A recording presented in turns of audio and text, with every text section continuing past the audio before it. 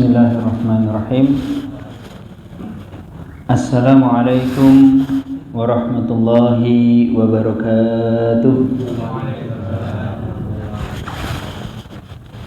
Innal hamdalillah nahmaduhu wa nasta'inuhu wa nastaghfiruh wa na'udzu billahi min shururi anfusina wa min sayyiati a'malina.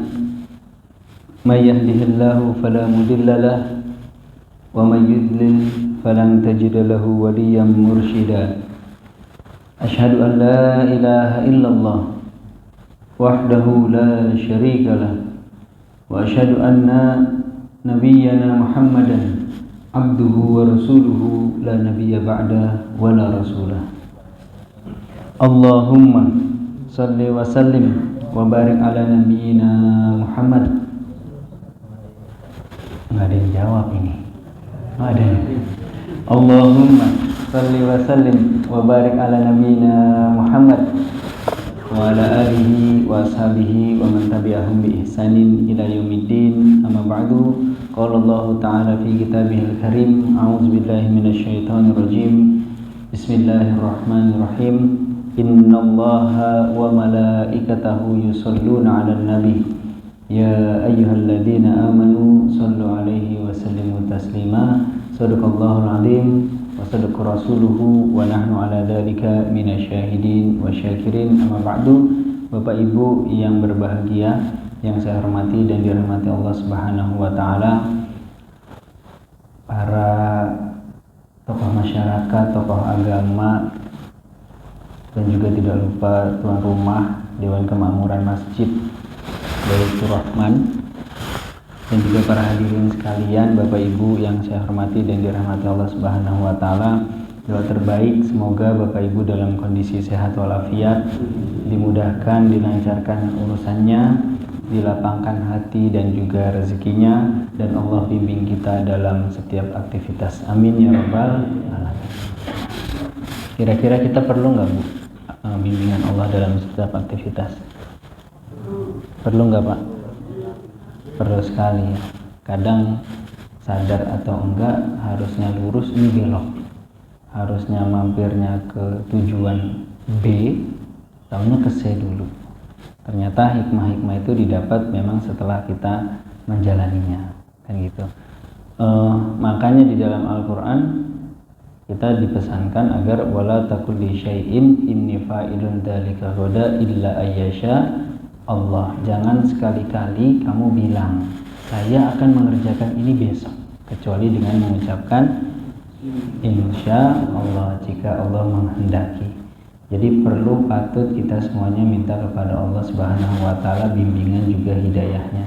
Makanya dengan kita sholat, dengan kita menunaikan kewajiban sholat minimal 5 waktu, di dalamnya kan doa semua ya Pak, Al-Fatihah, terus juga ruku, sujud, duduk di antara dua sujud, itu yang kita baca semuanya doa. Hanya saja mungkin di antara kita sudah ada yang hafal, yang paham artinya, ada juga yang belum. Itu nopo-nopo nggak apa-apa, yang penting sudah kita kerjakan sambil sedikit demi sedikit arti dan maknanya juga kita resapi, kita ketahui. Contohnya kita minta kepada Allah ihdinas siratal mustaqim, diberikan hidayah, diberikan petunjuk, diberikan bimbingan. Begitu juga ketika kita duduk di antara dua sujud, itu doanya 1 kali doa, 8 kali permintaan. Di dalamnya juga ada yang minta hidayah, wahdini wa'afini wa'fu anni. Yang ke-6 hidayah, ke-7 kesehatan, yang ke-8 dimaafkan. Begitu juga ketika doa kita kadang minta Allahumma inna nas'alukal huda wat tuqa wal afafa wal ghina. Mintanya 4, tapi ternyata itu semuanya kayaknya 4 itu juga cukup. Saya minta kepada Allah hidayah, huda, hidayah, wat tuqa, ketakwaan, wal afafa, dan sifat afaf, wal ghina, dan kekayaan. Sadar nggak Pak kita minta kekayaan? Mintanya langsung kekayaan ya Allah. Kalau mintanya Nabi Sulaiman itu, ya Allah berikan saya kekayaan yang tidak pernah Engkau berikan kepada manusia setelah saya. Itu doanya Nabi Sulaiman. Makanya kan diberikannya kan yang besar.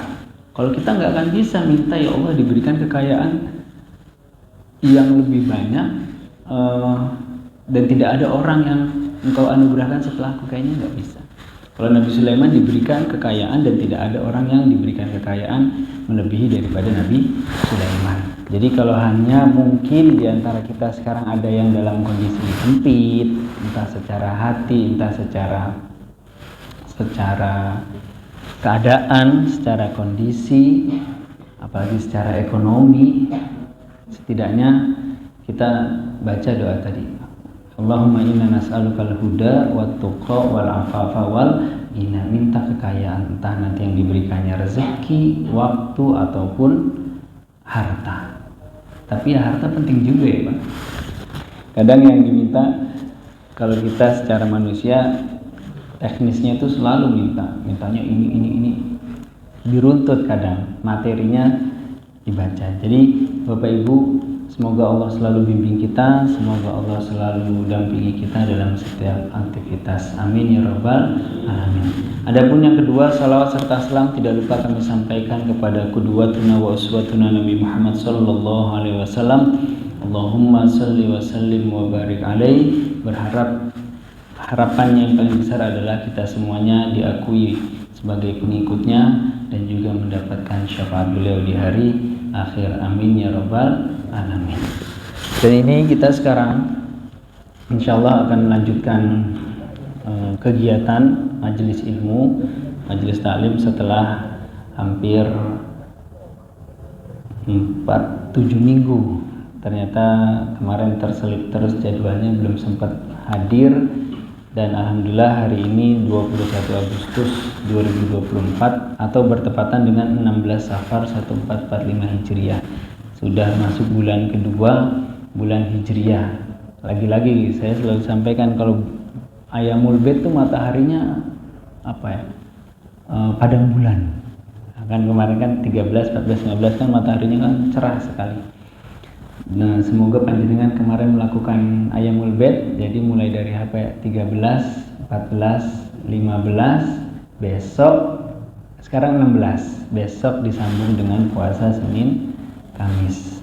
Bapak Ibu yang berbahagia, sebelum kita melanjutkan ke inti pembahasan, kita berdoa kepada Allah Subhanahu wa taala, semoga pertemuan yang singkat yang sederhana ini mungkin tidak sampai 40 menit atau tidak sampai 1 jam, tapi Allah berikan keberkahan, kebermanfaatan untuk kita semuanya. Al-hadiniyah wa likulli niyatin sholihah.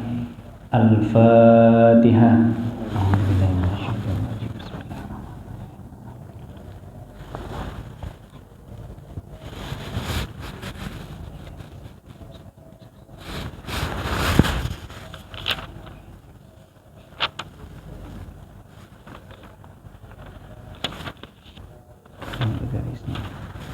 Bapak Ibu yang berbahagia, di bab keempat ini setelah bab pertama itu air, terus izalatun najas, terus juga yang bab ketiga kemarin itu perihal khuf. Ada beberapa hadis yang menjelaskan mengenai khuf atau kaos kaki. Apakah jenengan sudah melakukannya? Untuk orang yang mukim menggunakan kaos kaki cukup diusap 1 hari. Adapun yang bepergian selama 3 hari, harus diyakini dalam hatinya bahwa ini adalah sunnah yang diajarkan Rasulullah Shallallahu Alaihi Wasallam. Ada 8 hadis. Pertemuan terakhir setelah musim haji 3 Juli atau 26 Zulhijjah 1445 Hijriah. Dan insya Allah kita akan membahas mengenai babul nawakidul wudu, bab yang membahas perihal hal yang membatalkan wudu. Jadi setelah kita belajar wudu kemarin kan tata caranya udah ya Pak ya. Wudu mulai dari awal, terus juga menggunakan air 600 ml 1 mud, terus juga kita mentadlik, menggosoknya, terus khuf. Sekarang apa saja sih hal-hal yang membahas mengenai yang membatalkan wudu? Karena Kadang ada di antara kita yang mungkin masih memahami bahwasanya hal tersebut tidak membatalkan wudhu, tapi karena didikan orang tua, pengetahuan dari dulu kita kecil, bahkan di masyarakat hal tersebut batal. Contohnya apa, Pak? Apa? Tidur sambil duduk. Yang paling sederhana waktu saya kecil tuh saya paham kata ya di lingkungan, kalau wudhu setelah itu kita minum, setelah itu kita makan, maka wudhunya batal. Kira-kira masih ada yang menganut paham seperti ini apa? Dulu kan seperti itu ya Pak. Makan batal, minum batal. Kalau seumpamanya wudhunya ketika puasa, yang batal bukan wudhunya tapi puasanya. Kan gitu. Jadi makan dan minum adalah hal yang tidak membatalkan wudhu. Makanya di sini nanti ada sekitar 18 hadis, dan pertemuan pertama sekarang saya sampaikan 3 insyaallah. Jadi an-nawaqidu jam'un naqid. Nawaqid ini yang membatalkan jamak daripada naqid. Hal-hal yang membatalkan. Jadi banyak nih hal-hal yang membatalkan. Ada sekitar 17 atau 18 di sini. 17. Setelah 17 baru kita belajar mengenai adab tata cara qada'il hajat atau buang hajat. Nah, di sini dijelaskan di hadis pertama, wa an Anas ibnu Malik qala, dari Anas ibnu Malik radhiyallahu anhu, semoga Allah ridho kepada beliau, qala, beliau berkata, kana ashabu Rasulullah sallallahu alaihi wasallam ala ahdihi yantaziruna al-isya'a hatta takhfiqa ru'usuhum thumma yusalluna wa la yatawadda'una. Akhrajahu Abu Dawud wa sahahahu Daraqutni wa asluhu fil Muslim. Jadi Bapak Ibu yang saya hormati dan dirahmati Allah Subhanahu wa taala, ini langsung kita praktek pada hari ini sambil menunggu sholat Isya. Nah, hadisnya sama ini Pak. Jadi dari Anas bin Malik, Anas anak Bapak Malik radhiyallahu anhu, semoga Allah ridho kepada beliau. Siapa? Hanya Anas, tidak ke bapaknya. Ia berkata, Anas ini berkata, kana ashabu Rasulullah sallallahu alaihi wasallam, pada waktu itu para sahabat Rasulullah sallallahu alaihi wasallam, ala ahdihi, pada zaman Rasulullah sallallahu alaihi wasallam. Seperti yang saya sampaikan di awal-awal, ashab atau sahabat Nabi adalah yang pertama, mereka yang bertemu dengan Rasulullah sallallahu alaihi wasallam, kemudian bermuamalah dengan Rasulullah sallallahu alaihi wasallam, dan juga mereka beriman kepada Rasulullah sallallahu alaihi wasallam. Ini disebut dengan ashab atau sahabat. Karena dulu ada orang yang bertemu dengan Rasulullah, berkegiatan dengan Rasulullah, tapi tidak beriman bahwa Rasulullah sallallahu alaihi wasallam adalah rasul atau nabinya. Contoh siapa? Abu Lahab, Abu Jahal, kan ketemu. Nabi Muhammad kecil juga beliau sudah dewasa, sudah tua-tua. Abu Lahab, Abu Jahal bertemu terus bermuamalah tapi tidak beriman. Nah, tidak disebut dengan sahabat. Kalau beliau yang bertemu terus bermuamalah dan juga beriman kepada Rasul, barulah disebut sahabat. Pertanyaannya, kira-kira kalau kita waktu itu hidup di zaman Rasulullah, awal-awal orang muslim, awal-awal Rasulullah menjadi nabi, kira-kira kita bisa nggak Pak? Ini mah tanya aja ke diri sendiri, kira-kira kita bisa nggak beriman dan langsung mengakui Rasulullah SAW sebagai nabi atau rasul? Pertanyaan kadang sering saya tanya, kira-kira saya bisa nggak ya? Kita lagi maksudnya kondisinya tidak semewah sekarang, tidak semudah sekarang, tidak ada HP, tidak ada Google searching, tidak ada informasinya mungkin terbatas gitu. Hanya bertemu dengan sosok yang dari kecil mulia, terus juga akhlaknya baik, sopan santun, tiba-tiba di umur 40 beliau mendapatkan wahyu dan menyampaikan bahwasanya saya mendapatkan wahyu dan menjadi Rasulullah Shallallahu Alaihi Wasallam. Kadang saya suka bertanya gitu Pak. Makanya ketika hal tersebut terbesit dalam hati saya, Harusnya kalau dulu mungkin masih ragu, sekarang bukti-bukti itu sudah ada, harusnya kita malah makin yakin. Kan gitu Pak.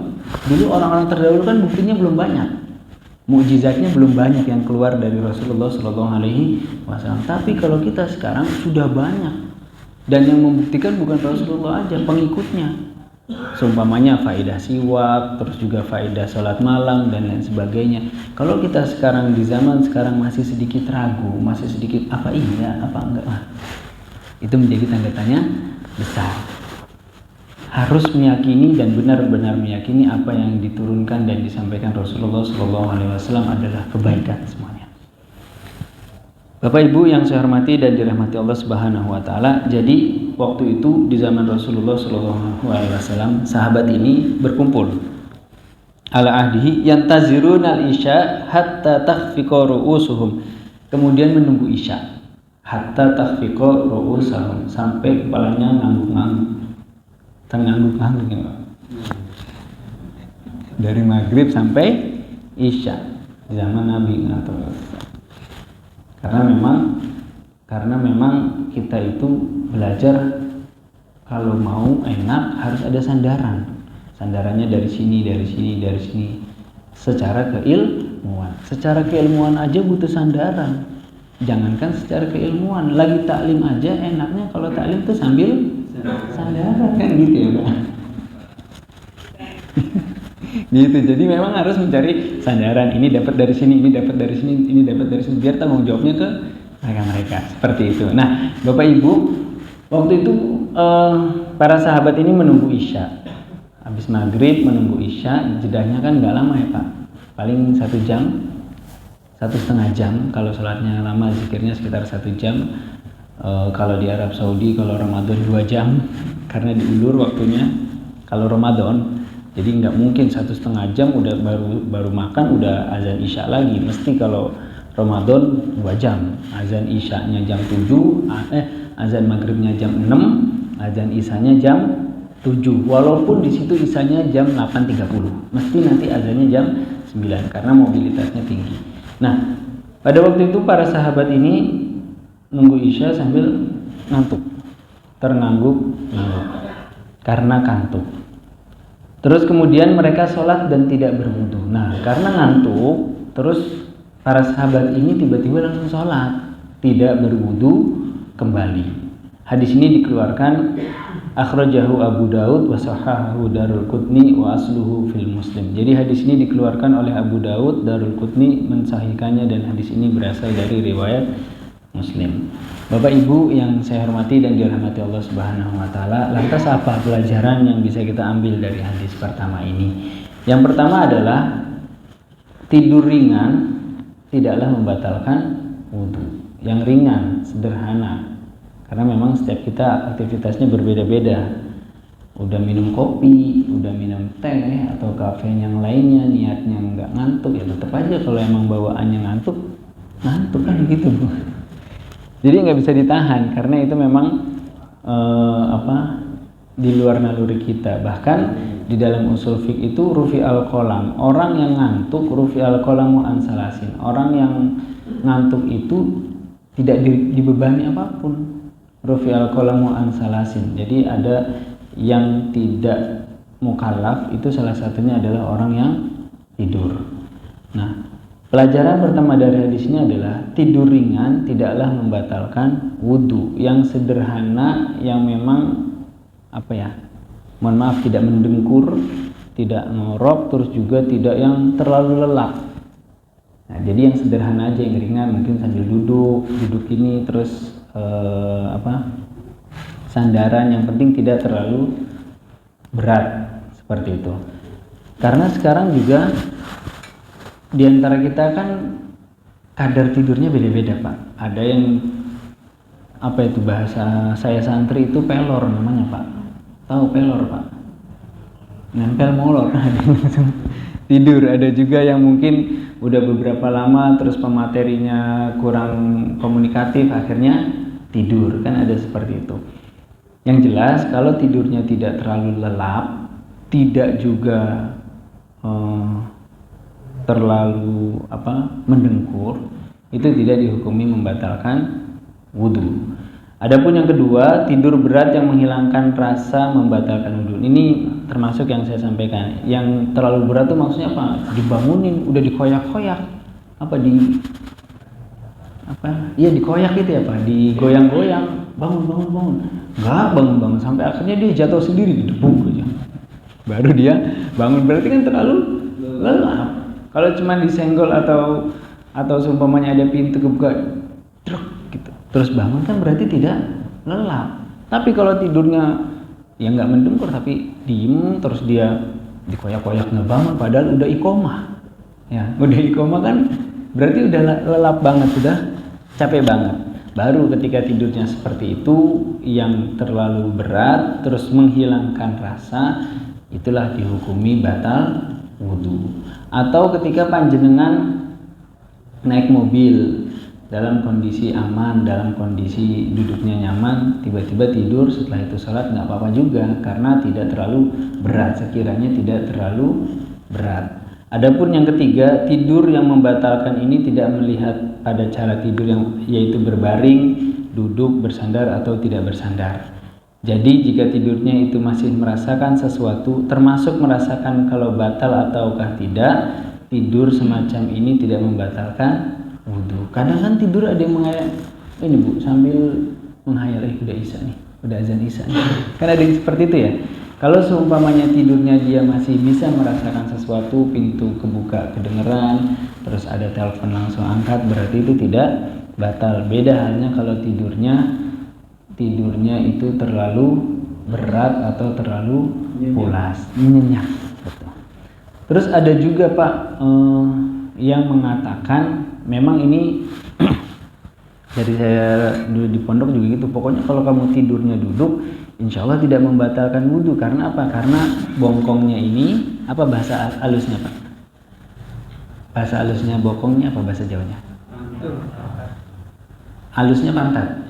Nah, bukan bokong.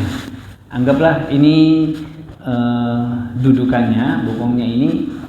Kalau dia tidak ngangkat, berarti kan mohon maaf tidak mengeluarkan sesuatu dari dua lubang. Karena yang membatalkan wudu adalah yang keluar sesuatu dari dua lubang, entah lubang yang depan atau lubang yang belakang, entah itu air pipis ataupun angin ataupun kotoran, seperti itu. Kalau tidurnya seperti ini, akhirnya insya Allah tidak akan keluar. Tapi kalau dia mohon maaf kalau sampai kayak gini, saking enaknya kan begini Pak. Gitu. Bener itu kan kayak gitu. Nah itu biasanya disarankan untuk tajdidul wudu, memperbaiki wudu. Karena kalau tidurnya sambil ke depan itu bokongnya kan keangkat, khawatir nanti memang nggak sadar keluar atau tidaknya angin, tapi lebih baik diperbaiki wudunya. Bapak Ibu yang saya hormati dan dirahmati Allah Subhanahu wa taala. Jadi di dalam sini ada perbedaan pendapat sekitar 8, banyak. Wa kulluha wasafat bi annahum kanu la yatawadda'una min dzalik faqtalafa ulama fi dzalika ala aqwal tsamaniyah. Jadi ada 8 perkataan ulama yang mengatakan bahwasanya yang pertama, an-naum naqidul mutlaqan ala kulli hal bidalilin itlaqi fi hadisi Safwan ibnu Asal alladhi salafa fi mashil khuffaini wa fihi. Jadi yang pertama ada yang bilang ulama ini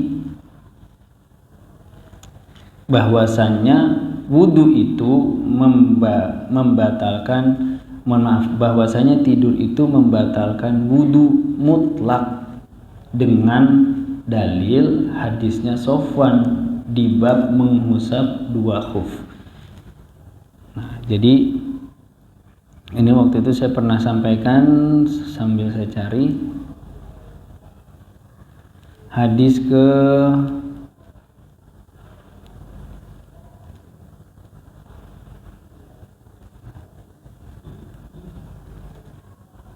Nah ini hadis yang ke-55 ini Pak. Jadi di hadis ini dijelaskan Saya baca artinya. Dari Safwan bin Asal, ia berkata, Nabi Muhammad SAW memerintahkan kami apabila kami sedang bepergian agar kami tidak melepas khuf kami selama 3 hari 3 malam. Salasa ayyamin wa layalihinna illa janabah walakin min ghaid wa baulin wa naumin. Kecuali karena junub, tetapi tidak perlu melepasnya jika karena membuang air besar, kencing dan tidur. Nah, pendapat ulama yang pertama ini mengatakan bahwasanya kalau tidur mau berat, mau tidak, mau nyenyak maupun enggak, gayanya mau muter-muter ataupun enggak, pokoknya kalau tidur batal aja. Hadisnya mana ini? Tetapi tidak perlu melepasnya jika karena buang air besar, kencing dan tidur. Berarti kan di sini dimaksudkan tidur itu membatalkan wudu menurut pendapat yang pertama. Terus yang kedua,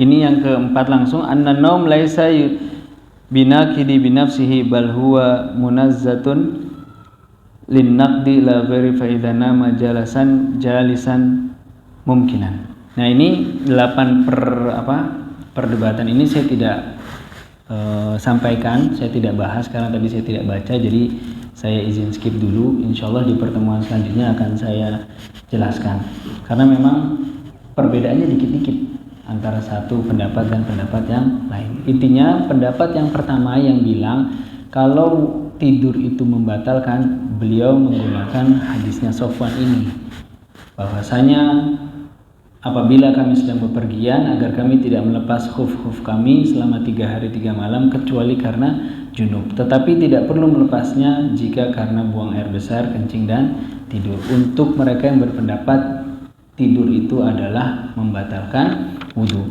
Adapun yang beranggapan bahwa tidur tidak membatalkan wudu, yaitu hadis yang barusan kita bahas, hadisnya Anas bin Malik, hadis ke-61, yaitu karena ashab Rasulullah sallallahu alaihi wasallam, bahwasanya sahabat Rasulullah sallallahu alaihi wasallam ala ahdihi, pada zamannya, yang tajirun al-isya, mereka menunggu isya, hatta takhfiqa ru'usuhum, sampai kepalanya mengantuk-ngantuk, tsumma yusalluna wa la yatawaddaun, kemudian mereka sholat dan tidak wudu lagi.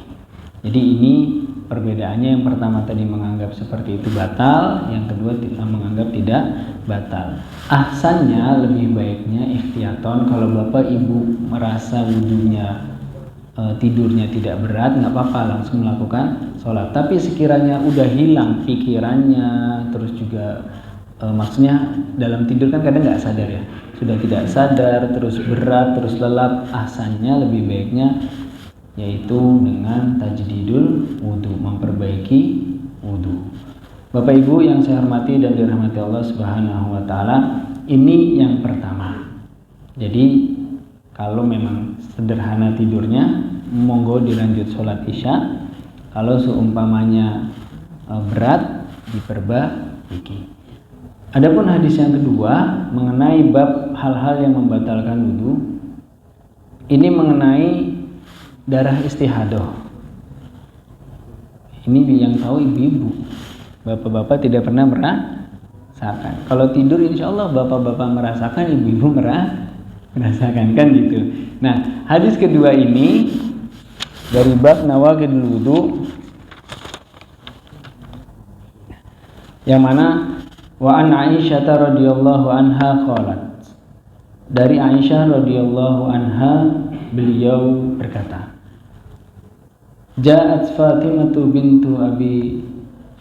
binti Abi Hubaish datang ke hadapan Nabi sallallahu alaihi wasallam seraya berkata, wahai Rasulullah, faqalat,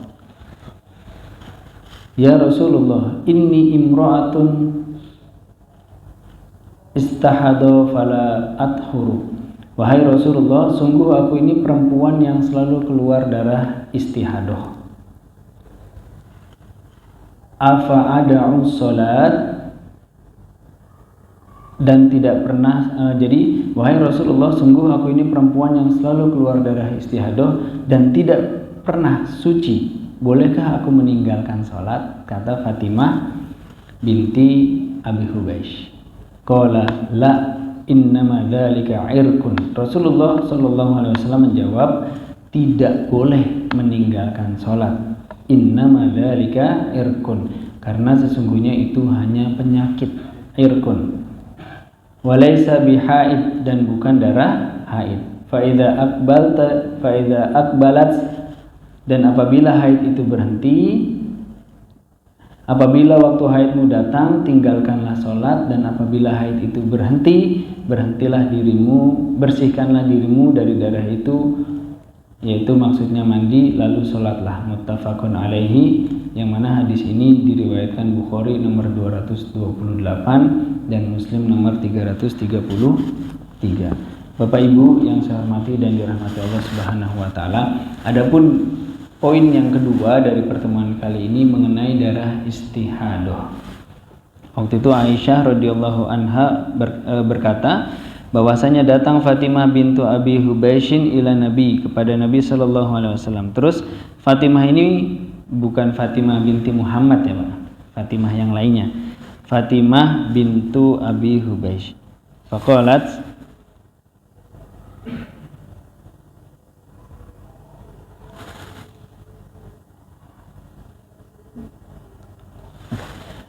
faqalat, ya Rasulullah, wahai Rasulullah, sesungguhnya saya adalah perempuan yang sering istihadah dan tidak pernah suci, dari darahnya sering keluar padahal bukan haid. Terus saya boleh nggak kira-kira ninggalin sholat? Nanya ke Rasulullah, karena kan ibu-ibu kan kadang susah membedakan darah istihadah sama darah haid, kan seperti itu. Akhirnya nanya, boleh nggak nih kira-kira ninggalin sholat? Faqala, Rasulullah berkata, la, nggak boleh. Innama dzalika irkun, nggak boleh kamu ninggalin sholat, sesungguhnya itu adalah darah penyakit. Walaysa bihaid, dan bukan dari darah haid. Fa idza aqbalat haidatuki, kalau seumpamanya dan apabila waktu haidmu datang, fada'i sholata, maka tinggalkanlah sholat. Kalau waktunya datang, contoh waktunya datang tanggal 10 sampai 15, umpama kata. Contohnya, kalau seumpamanya setiap bulannya tanggal 10 sampai 15 ini waktunya haid, maka udah tidak usah sholat, berhak meninggalkan sholat. Tapi wa idza adbarat fagsili anki dama thumma sholli.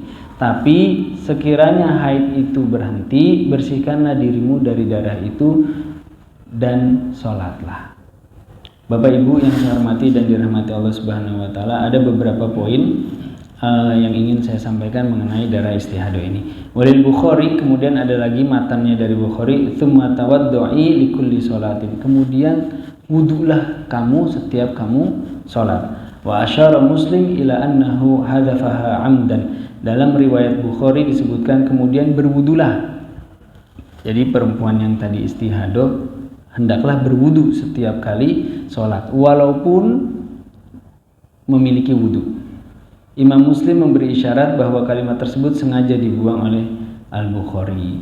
Bapak Ibu yang saya hormati dan dirahmati Allah Subhanahu wa taala, pelajaran yang pertama adalah dari hadis ke-62 atau hadis kedua daripada bab nawaqidul wudu, bab hal-hal yang membatalkan wudu.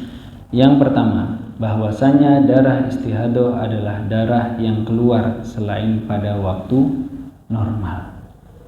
Kalau waktu normalnya dia haid umpamanya 10 sampai 15, kok ya 15 sampai 20 sampai tanggal 30 tetap keluar. Jadi tidak mungkin itu dijatuhkan haid.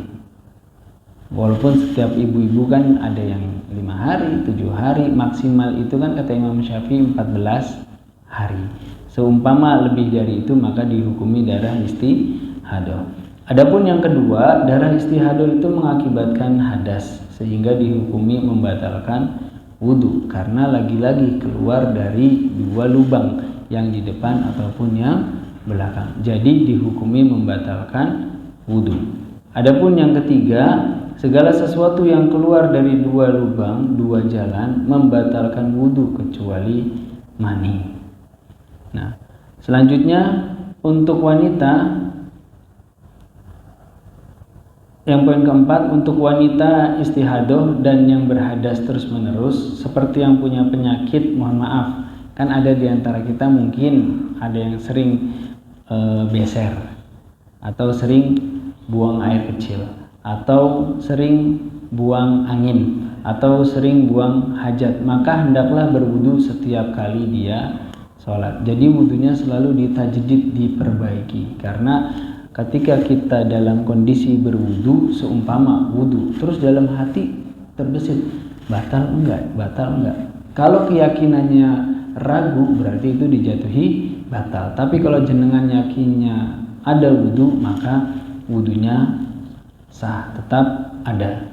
Nah, jadi entah untuk wanita yang istihadoh atau diantara kita mungkin ada yang sering berhadas, entah sering ke toilet karena beser, entah karena buang air besar, atau karena mohon maaf sering buang angin, itu dianjurkan berwudu setiap kali sholat. Lalu untuk sholat yang diketahui batas waktunya seperti sholat 5 waktu, diisyaratkan berwudu setiap kali masuk waktu sholat. Zuhur jam 12.30, jam 12.20 mau masuk waktu sholat sudah wudu. Maghrib jam 17.40, 17.30 mau masuk waktu sholat wudu, siap-siap untuk sholat. Begitu juga sholat yang memiliki waktu seperti halnya subuh, zuhur, asar, maghrib ataupun isya. Sedangkan untuk sholat duha yang panjang batas waktunya ataupun sholat tahajud, maka ia berwudu setiap kali hendak sholat. Untuk siapa? Untuk mereka perempuan yang mungkin memiliki kodrat atau memiliki waktu itu kondisinya istihadoh, atau diantara kita yang sering buang angin, sering buang air besar. Jadi setiap mau sholat disarankan untuk tajdidul wudu. Adapun poin kelima, darah haid dan istihadoh najis. Bahkan menurut kebanyakan ulama, darah secara keseluruhan itu najis.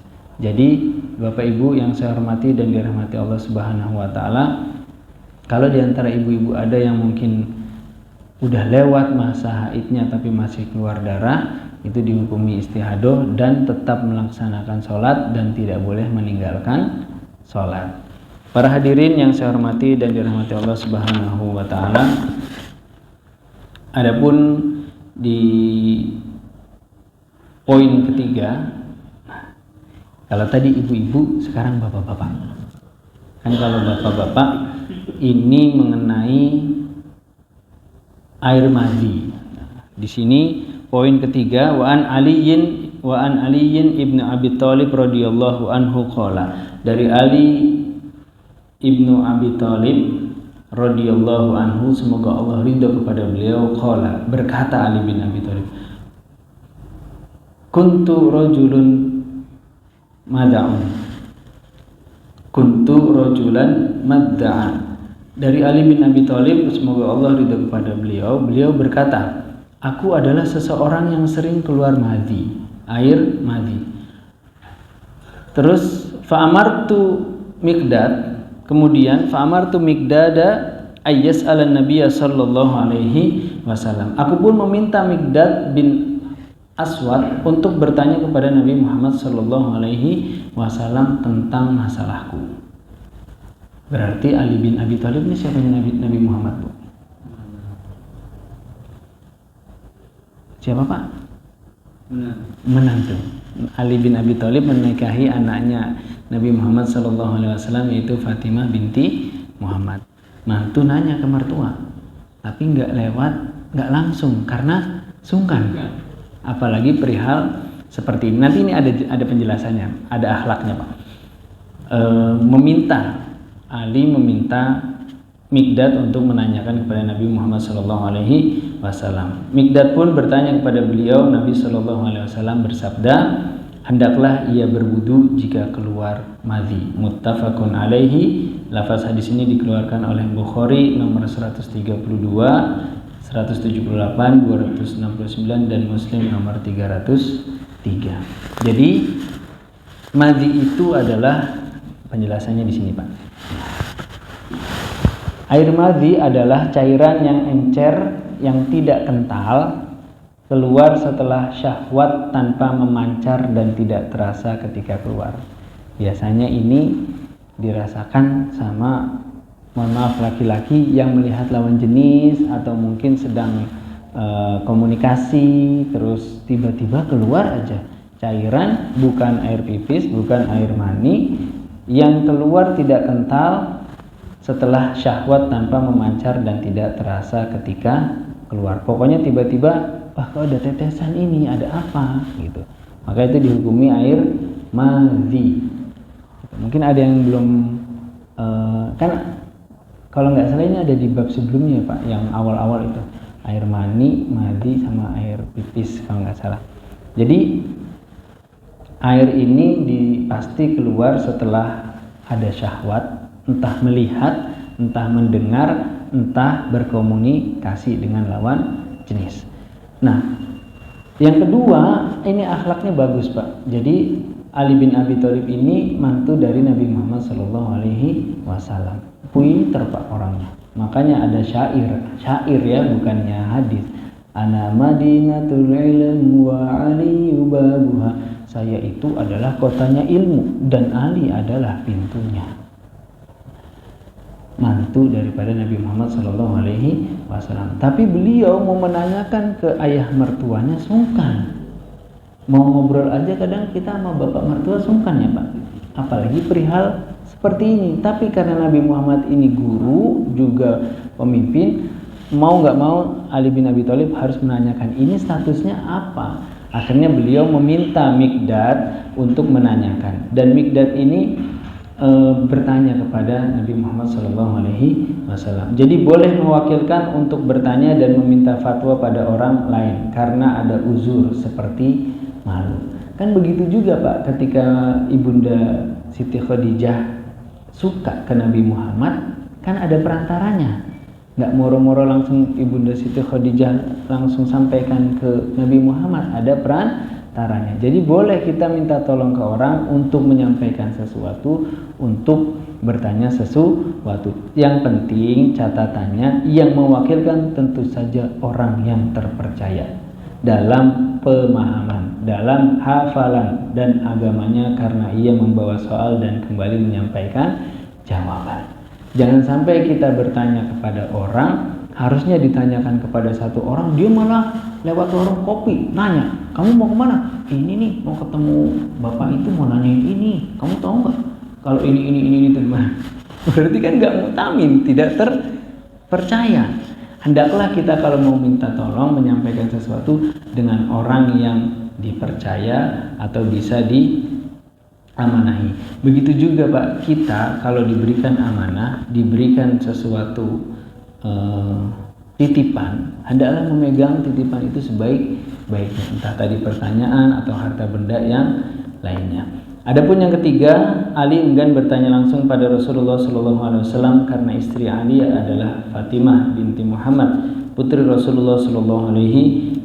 Maka termasuk adab dan berbuat baik kepada kerabat, hendaklah suami tidak menceritakan perihal hubungan intim dan mukadimahnya, sedangkan di saat bicara ada ayahnya, saudara, putra atau kerabat dari istrinya. Padahal dalam hadis disebutkan tentang bertanya mengenai hukum syar'i, maka selain masalah syar'i benar-benar harus dipertimbangkan. Bapak Ibu yang saya hormati dan dirahmati Allah Subhanahu wa taala, madi itu najis karena Nabi Muhammad SAW memerintahkan untuk mencuci kemaluan yang terkena madi. Jadi mohon maaf, kemaluannya tadi dibersihkan, lalu beliau memerintahkan untuk berwudu. Hukum najis madi sama dengan hukum najis air kencing, namun hukum air madi ini sedikit dimaafkan, mukhaffafah, karena sulit untuk dihindari. Jadi tata caranya tidak dicuci, cukup dipercikan air atau dibersihkan. Ini saya selesaikan dulu 4 poin lagi. Yang kelima, keluarnya air madi membatalkan wudu. Jadi harus memperbaiki wudu lagi. Namun keluar madi tidak diperintahkan untuk mandi janabah, cukup berwudu. Jadi seumpamanya melihat lawan jenis atau berkomunikasi atau keluar sesuatu air madi, itu tidak diwajibkan mandi junub, cukup wudu. Adapun poin ke-6, hendaklah madhi dihilangkan dengan air seperti kita istinja, tidak dengan istijmar, yaitu menghilangkan dengan batu. Jadi dibersihkannya dengan air, tidak dengan batu. Adapun poin ke-7, madhi yang terkena pakaian ada keringanan cukup dipercikan saja. Seumpamanya ada di celana kita, itu cukup dikasih air, dicipratkan, dibersihkan. Yang penting airnya kan biasanya kan ada buletan atau ada tetesan, itu dibersihkan. Tidak perlu dicuci, keseluruhan, kan gitu.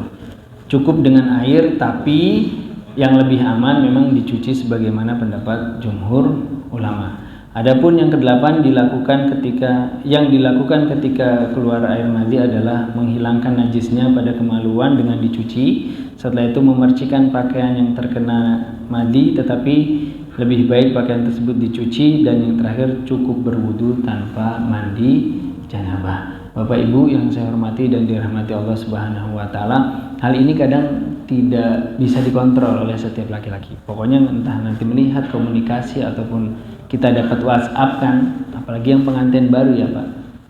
Ya udah Isya ini, ayo pulang. Ya sebentar, kan lagi kumpul-kumpul setelah Isya atau sebelum Isya. Tiba-tiba kalau keluar, ya cukup dipercikan air, dibersihkan, setelah itu wudu tanpa mandi janabah. Itu yang bisa kami sampaikan, semoga menjadi manfaat dan keberkahan untuk kita semuanya.